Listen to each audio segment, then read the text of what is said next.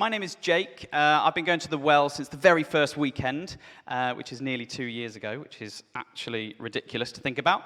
But normally as a day job, I actually work for a Christian charity called Icing Pop, where I go into schools and communities and I talk about faith to people that don't really know Jesus, that don't know God. So it's always a little bit scarier when you're talking to people that do. So this is a little bit different. Normally I get kids up on their feet dancing and boogieing, but don't worry, you can stay on your feet, stay on your seats, even. Cool, so very quickly, we're going to explore a bit more about James. So very quickly, as a little recap, James is the half-brother of Jesus. So he's seen Jesus' ministry grow, he's seen his miracles firsthand, and he's witnessed his wisdom. So James also believes that our actions reflect our faith. It's not that our actions prove that we have a faith, it's more a consequence of our faith. Who here has ever prayed for a miracle to happen? Hands up if you ever prayed for a miracle to happen. I should say hands up if you hate audience interaction, really, shouldn't I? Amazing. So yeah, you've prayed for miracles to happen. Who has ever realized that you could possibly be the miracle that God has given someone? Has anyone ever realized that? James says that you possibly could be. He also says that we shouldn't favorite people. We shouldn't have favoritism, certainly not in our church community. It doesn't matter if they can offer the biggest tithe. It doesn't matter if they've got the most skills. It doesn't matter if they're the most kindest person within the church. We shouldn't have favoritism. In fact, I think Paul spoke last week of, I think it was an early Christian tradition perhaps, where the bishop would kind of remove himself from the seat and would welcome the people at the door who may have looked bedraggled or tired or poor or needy. So really kind of showing that we shouldn't show favoritism. We shouldn't elevate people more than we should. So we're going to continue from James. It's chapter 3, verse 1 to 12. And I think it should just come up on the screen in a second behind me. Amazing. Right, I'll read it from here. So, not many of you should become teachers, my fellow believers, because you know that we who teach will be judged more strictly. We all stumble in many ways. Anyone who is never at fault in what they say is perfect, able to keep their whole body in check. When we put bits into the mouths of horses to make them obey us, we can turn the whole animal. Or take ships as an example. Although they are so large and are driven by strong winds, they are steered by a very small rudder wherever the pilot wants to go. Likewise, the tongue is a small part of the body, but it makes great boasts. Consider what a great forest is set on fire by a small spark. The tongue also is a fire, a world of evil among the parts of the body. It corrupts the whole body, sets the whole course of one's life on fire, and is itself set on fire by hell. All kinds of animals, birds, reptiles, and sea creatures are being tamed and have been tamed by mankind. But no human being can tame the tongue. It is a restless evil full of deadly poison. With the tongue we praise our Lord and Father, and with it we curse human beings who have been made in God's likeness. Out of the same mouth come praise and cursing. My brothers and sisters, this should not be. Can both fresh water and salt water flow from the same spring? Can a fig tree bear olives, or a grapevine bear figs? Neither can a salt spring produce fresh water. So words are powerful. Words are immeasurably powerful. I wonder if anyone here can remember a time when someone gave you some expert wisdom. Maybe they said, you know what, that job, that is so you. You're amazing. Wow, have you done that? That is incredible. I wonder if there are words that you can remember, maybe when a doctor said, you're having a baby. Isn't that amazing? Maybe 2 words when you said, I do at the altar. Words are so special. I remember actually, my granddad, he's got dementia. And sometimes he kind of loses himself, doesn't always make sense. And I remember when I was kind of moaning at my family, really, that I was exhausted. I was tired. I was traveling all around the country. And I was going, I'm doing this for God. But really, I was kind of pitying myself and being a bit of a martyr, to be honest. And I was like, I'm so tired, but woe is me. And my granddad just kind of woke up and kind of made sense and just went, God does not ordain you to work yourself into the ground. Yeah, all right, okay, cool. These are words that I will remember for the rest of my life, when my granddad just suddenly made absolute sense and spoke to me. I wonder if there are any words that kind of really pierced your soul. Words are so powerful. You know, James even said it there, that actually a horse, which is so much stronger than a human being, can be manipulated by something small within its mouth. Even bigger than that, James also says that this ship, right, this huge, vast liner can be changed its whole course of direction, its whole path, by a little tongue that's underneath the water, something that's not always seen, right? It can just move very slightly. That small rudder can choose the path of a vast city on the sea. Our tongues can move nations, can cause revolutions, can change society. 4 words, I have a dream. 4 words spoken by Martin Luther King that started a huge speech that spread so many good seeds that now we can see the great fruit that has come from it. Our words are so powerful. But in the same breath, you've got Adolf Hitler, back before World War II, who changed a whole nation to turn against a society, that caused a whole country to get involved in mass murder, and he did that with his tongue. You know, James actually says that our mouths, the mouths that we have, are just as powerful as Martin Luther King. The tongues in your mouth is just as dangerous as Adolf Hitler's. Our mouths can be a fire. But fire can be 2 things, can't it? I don't know if anyone's ever been to the Reader's household. Normally when they get loads of people over, in the back garden, Gary might put together a campfire, right? He'll throw sticks in the middle, and people will get drawn to the campfire. They're like, oh, this is amazing, it's beautiful. I don't know if you've ever noticed, but when it gets dark, when there's a fire, you can see light. Right? When you feel cold, when there's a fire, you can feel the warmth. If you're hungry, you can cook a marshmallow on it, maybe a sausage, even make some s'mores, right? You can sustain life with a fire. God, in the Bible, sometimes speaks through fire. Fire is so life-affirming, but at the same time, I remember when I was living in London, and I worked in Hammersmith, and I walked past Grenfell Tower a couple of days after it burnt down, and I saw the same devastation and lives changed and lives lost because of fire. So what's the difference between fire that's life-affirming and fire that is life-destroying? One is controlled, one is out of control.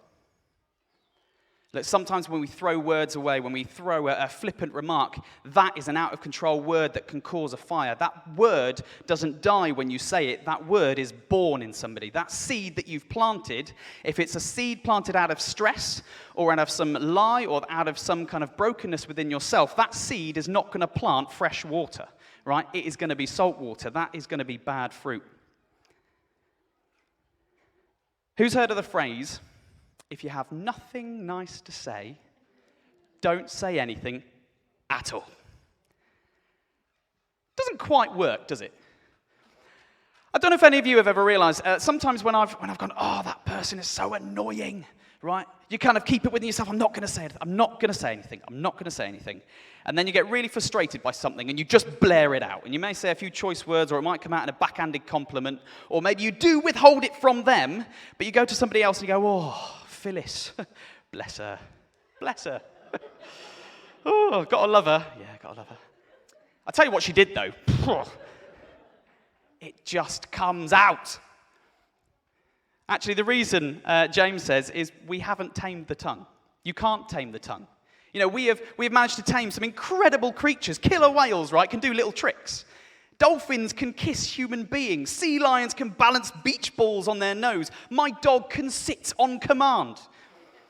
I'll let you imagine which is the most impressive of the tricks, right? But no human being has ever tamed the tongue. Why? Well, Jesus actually says it. There's another a verse coming up here. Jesus says it a few times in Matthew's gospel. He says, but the things that come out of a person's mouth come from the heart. Actually, what the mouth says is what's going on inside. If what's going on inside is broken or is hurting or is in pain for whatever reason, what's going to come out is broken, it's pain, and you're going to plant something within someone that shouldn't be planted. It's not right. There are probably people here in this room that has had something planted that's a lie, that's a falsehood, that isn't correct. Maybe you feel like you're unworthy, or you feel like you're ugly, or you're not worth saving.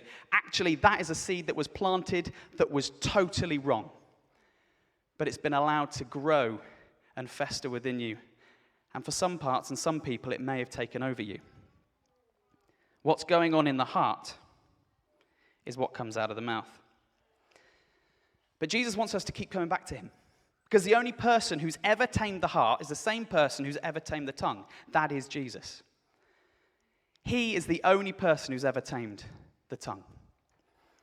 He has so much love for us, and he wants us to have that overflowing, that life-affirming fire that came from his heart, right? I've seen it from human beings, right? I've seen love overflowing that just kind of spills out, right? It's when a parent is trying to teach their kid how to walk, right? You'll realize that I'm not a parent by how I will describe the next thing, right? A baby is basically like a lump, right? A baby is like a bit of jelly. It's like a jelly baby, right? It can't really move its legs. It can't really move its arms. It can't speak. But what you'll do, or what you'll see a parent do, is a parent will pick up their baby and go, come on, say mama, say dada, come on, dada, dada. It'll burp and you'll go, guys, come into the room. Did you just hear that? It burped, right? It had a bit of wind. Actually, what they'll do is they'll pick up their baby and go, come on, you can walk, you can do it, come on, walk to me, take a step, come on, you can do it.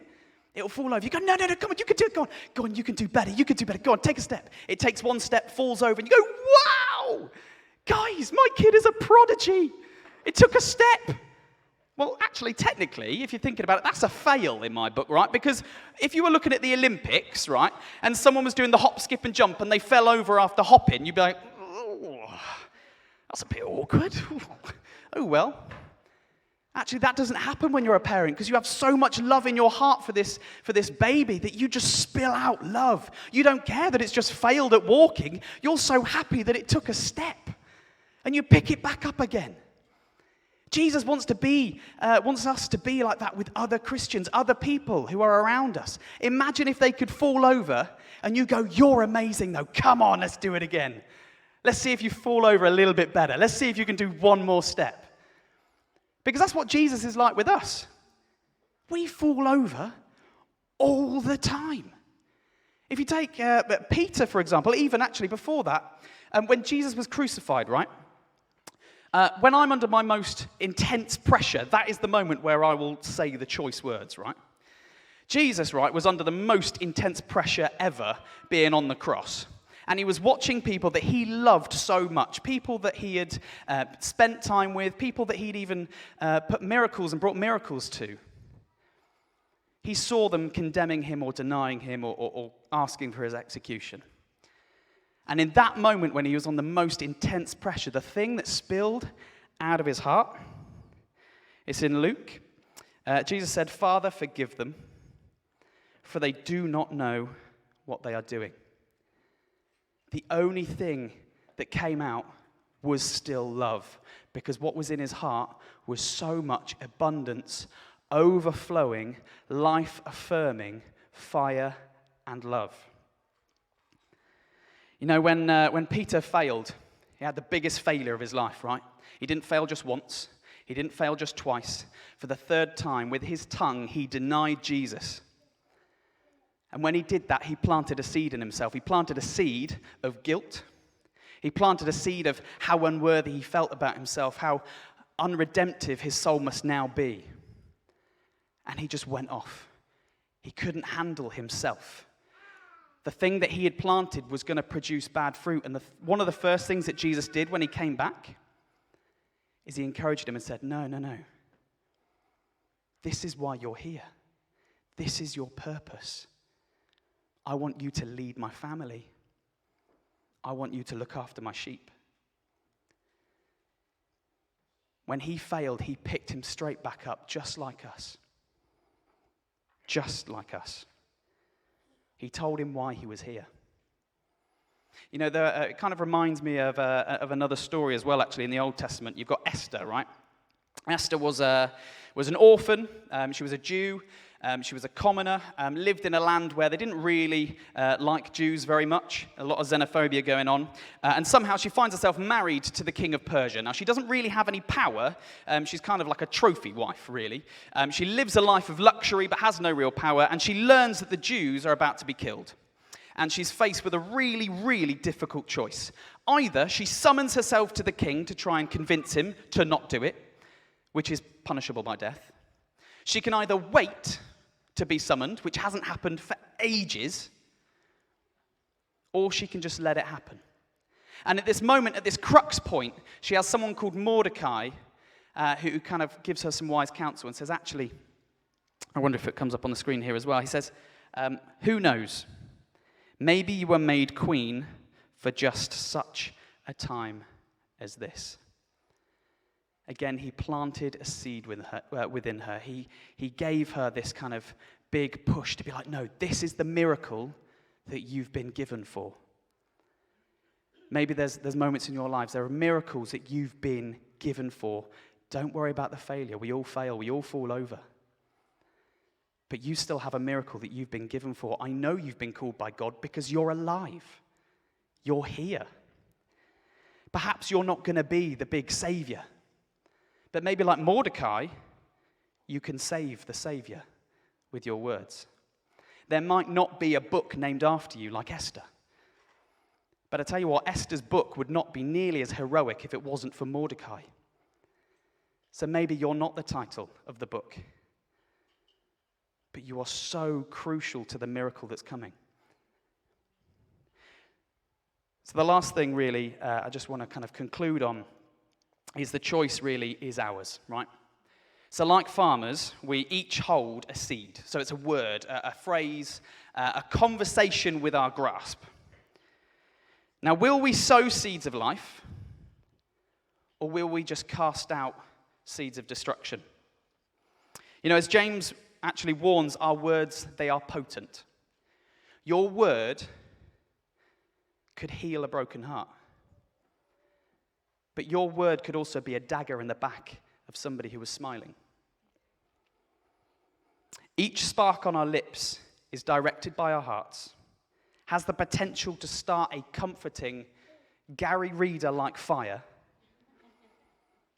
or it can cause a devastating blaze. And the evidence of our choices will not just disappear as night comes, but actually it will remain visible in the life that we've cultivated around us, in the lives that we've touched, in the hearts that we've influenced. And so James asks, what seeds are you sowing today? Thank you.